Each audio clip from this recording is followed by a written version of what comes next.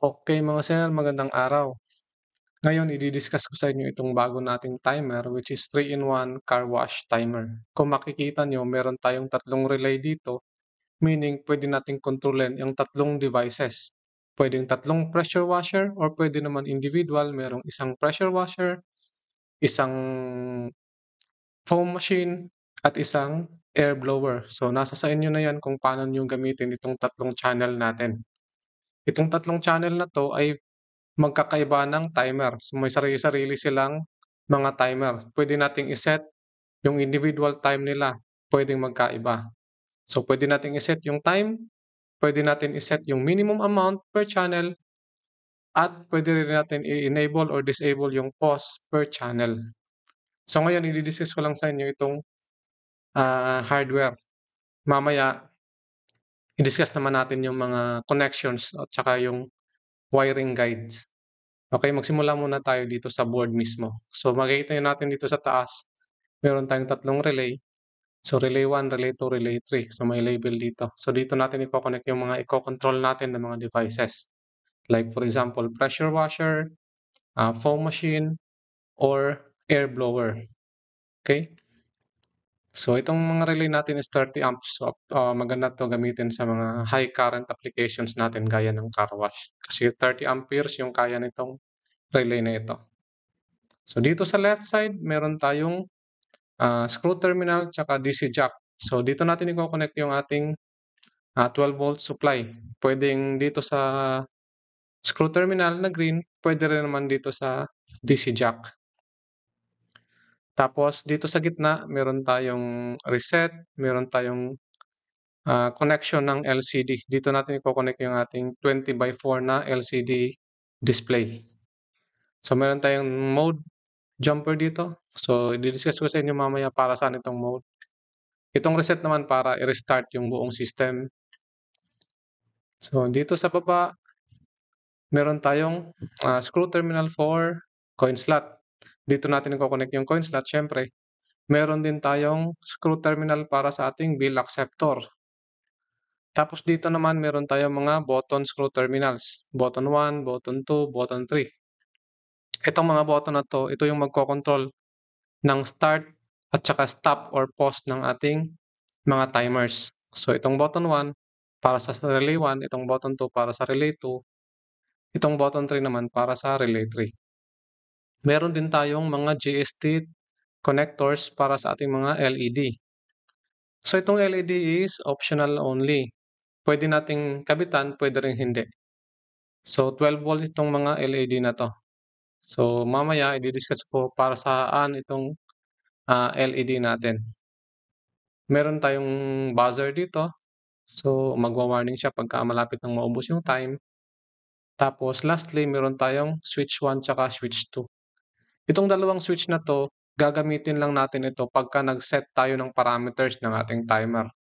Halimbawa, nag-set tayo ng time per channel, nag-set tayo ng minimum amount per channel, or nagse-set tayo kung i-enable ba natin or i-disable yung, pause ng bawat channel ng ating timer.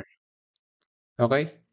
Next naman, punta tayo sa, wiring diagrams.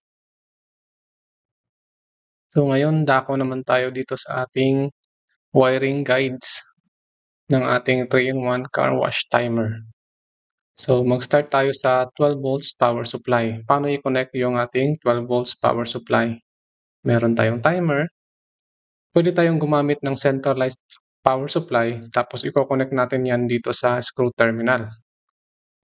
So take note lang dun sa ating, polarity which is ang positive tsaka negative. So dapat hindi sila magkabaliktad. Although meron tayong reverse polarity protection, pero mas maganda pa rin na mag-ingat tayo. Meron naman label 'yan, so hindi kayo malilito.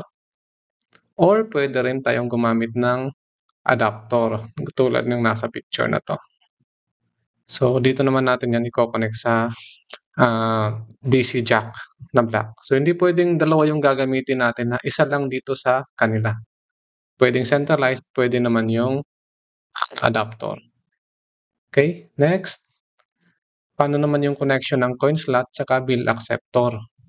So dito sa timer, Meron tayong coin slot. Siyempre yung black, iko-connect natin sa ground. Yung white, iko-connect natin sa may label na coin. Tapos yung red naman sa 12 volts. Tapos meron tayong bill acceptor. Yung orange tsaka yung purple, connect natin sa ground. Tapos yung blue, connect natin sa may label na bill or sa gitna. Ito yung signal pin. Tapos yung red naman, i-connect natin sa 12 volts. This is positive 12 volts. Tapos yung green tsaka yellow, so hindi natin i-connect yan. Walang gamit yan dito sa ating application. Next, dito naman tayo sa mga buttons, LEDs tsaka sa LCD. Dito sa timer, connect natin yung button 1 dito sa may label na button 1. Yung button 2 naman, straightforward lang dito din sa button 2. Tapos yung button 3, syempre doon sa button 3. Tapos meron tayong tatlong LEDs. Ko-connect natin yan sa LED 1, LED 2, tsaka LED 3. So para saan itong mga LEDs natin? So sinabi ko kanina na optional lang ito. Pwedeng kabitan, pwede naman hindi. Actually, indicator lang natin ito kung kailan pwede nating pindutin itong mga buttons. For example, nag-set tayo ng minimum amount sa channel 1 na 1 peso.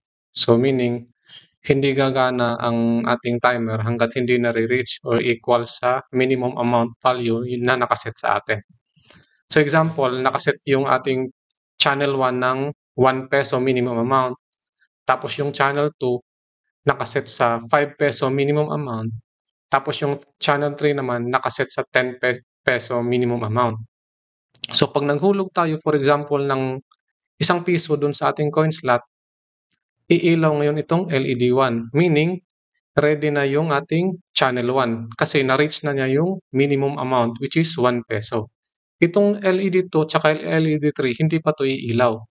Bakit? Kasi hindi pa na-reach yung minimum amount. Halimbawa, nagdagdag tayo ng 5 pesos dun sa ating coin slot. So meaning total is 6 pesos na yung nahulog. So ngayon, iilaw na ngayon yung LED 1 tsaka LED 2. Kasi sa LED 1, na-reach na yung minimum amount which is 1 peso. So 6 pesos na yung nahulog natin, di ba? Yung LED 2 naman, iilaw na rin siya kasi na-reach na rin yung minimum amount niya which is 5 pesos. So ngayon, pwede na nating paandarin yung channel 1 or channel 2 kasi na-reach na nila yung minimum amount. Yung channel 3 naman, kahit pindutin natin itong button 3, hindi yan aandar. Bakit? Kasi hindi pa nailaw ang LED 3. Kasi hindi pa niya na-reach yung minimum amount which is 10 pesos. Ngayon, halimbawa, nag-insert tayo ng 20 peso bill sa ating bill acceptor. Ngayon, iilaw na rin ngayon yung LED 3 kasi na-reach na niya yung minimum amount na 10 pesos. So, tatlo na yung nakailaw na LED. So, pwede na natin paandarin kahit alin sa tatlong channel. So itong LED na to, iilaw lang ito pagka na-reach na yung minimum amount. So isa rin itong indicator na kung alin channel yung pwede nating pindutin na start. Okay? Sana naintindihan. Tapos lastly, yung LCD naman, dito natin i-connect sa gitna. Meron namang mga label yan. Ground, 5 volts SDA, tsaka SCL. So gagamit tayo ng LCD na 20x4 na may I2C module. So kasama na yan sa package pagka nag-order kayo. Next naman, last yung ating mga relays. So dito sa timer, paano natin gawin yung relays? Paano natin i-wiring? So kailangan meron tayong siyempre 220 volts AC source. So sa application na to is assuming naka 220 volts yung mga i-control natin. Okay? Tapos meron tayong mga saksakan which is nakakonect yan sa relay 1, relay 2, tsaka relay 3. Itong saksakan na to, i-control ng relay 1. Itong saksakan na to, i-control ng relay 2. Tsaka ito naman, i-control ng relay 3. So, paano nga ba ang wiring? So, isang linya ng 220 volts, i-connect natin directly sa ating mga saksakan. Tapos yung isang linya naman, i-connect natin sa isang screw ng ating relay connector. Tapos yung pangalawang screw ng ating relay, i-coconnect natin sa pangalawang linya papunta sa saksakan. So ito yan. Assuming na puro 220 volts yung ating i-control. Halimbawa, dito sa relay 1, ikakabit natin yung pressure washer. Tapos dito sa relay 2, depende sa inyo kung anong gagawin nyo dyan. Kung pressure washer, pwede rin. Or pwede rin solenoid ng foam wash, or solenoid din naman dito sa relay 3 ng para sa compressor, or dito natin isasaksak yung ating air blower. So depende na sa inyo yan. Kung 12 volts naman, so nasa sa inyo na yan kung paano nyo gamitin itong relay. Yung itong relay na to is for switching purposes lang naman. So depende na yan sa inyo kung paano nyo gagamitin. Itong example natin is for 220 volts application. Okay, naglagay lang ako ng saksakan dito para mas madali yung maintindihan. Kung halimbawa dito natin isasaksak yung ating pressure washer o kahit na anong gusto nating i-control. Okay, ngayon naman, discuss natin paano nga ba i-set yung parameters ng ating 3-in-1 timer. Okay, yung demo ko sa ngayon is gamit ko is yung prototype lang kasi hindi pa dumating yung actual board na in-order ko. Pero yung ating actual board, yung finished product is dito pa rin nakabase sa ating prototype. Okay? So, meron tayong LCD. Tapos, ito naman yung ating mode jumper. Tapos, meron tayong dalawang switch. Switch 1, tsaka switch 2. So, ito lang yung kailangan natin sa pag-set ng parameters. So, first, naka-off dapat yung ating timer. Tapos, i-short natin yung mode jumper. So, gagamit lang ako ng screwdriver para i-short yan temporarily. Tapos, isaksak ko na. O, i-power on ko na yung timer. So, pagka power on, yung lalabas dyan, ito yung channel 1 setting. So, pagka na-power na, pwede na natin tanggalin yung pagka-short ng ating mode jumper. Okay? Gamit ang switch 1 tsaka switch 2, pwede na natin i-adjust yung ating parameters. So, yung switch 1, para malipat yung ating blinking. Tingnan mo. So, makikita nyo dyan, nakablink yung sa minutes side ng time setting. So, para malipat yan sa pangalawa, halimbawa, isi-set natin sa 2 minutes, pe-press lang natin yung switch 1. So, ayan, nalipat na yung nagbe-blink ngayon yung 1 na.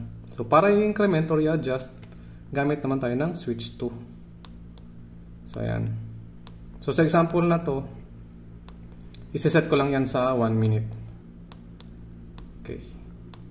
So, 1 minute, tapos, switch 1 naman para malipat sa seconds. So, 1 minute yung setting ko na gusto. So, hindi ko na isa-set yung seconds. Dako naman tayo dun sa minimum amount. Okay, nasa minimum amount na yung blinking. Gamit pa rin tayo ng switch 1 para malipat. So, sa example na to, gusto ko 1 peso lang muna yung minimum. Tapos, ayoko ng pause. So, switch 1 para malipat. Para ma-change sa no, switch 2. So, no, kung pipindutin natin ulit yung switch 1, switch 2 I mean, babalik yan sa yes. So, switch 2 again, no. Pag pinindot natin yung switch 1 na naman, babalik na naman yan dun sa time setting. So, paikot-ikot lang yan hanggang sa i-save natin. So, paano nga ba i-save? Sa pag-save, pindutin nyo lang yung switch 1. Press and hold switch 1. So, wag nyong bitawan yung switch 1. Habang naka-hold yung switch 1, pindutin nyo yung switch 2. So, ayan. Channel 1 setting successfully saved. So, nandito na tayo ngayon sa switch 2. I mean channel 2. So, halimbawa, yung channel 2, okay na sa inyo yan. Time setting 2 minutes, minimum amount 5 pesos, tapos naka-enable yung pause. Okay na sa inyo yan. Gusto nyo nang i-save. So, press and hold switch 1. Tapos, while pressing switch 1, press switch 2. Ayan, save successfully. So, nasa channel 3 na tayo. So, halimbawa, gagawin ko yan, yung time setting, 30 seconds lang. So, lipat ko yan sa minutes. Tapos, gawin ko tong 0. Switch 2, switch 2, switch 2. Yan, 0. So, 30 seconds na yung setting ng time. Tapos, lipat natin. So, yung minimum amount, nasa 10. So, Example lang, okay na sa akin yan. Or gamitin lang natin 20. So, hindi aandar yung timer hanggat hindi yung maabot ng 20 pesos yung hinulog. Tapos, example, enable natin yung pause. So, pause, yes. Okay, pag okay na, press and hold switch 1, tapos press switch 2. Ayan, saved successfully.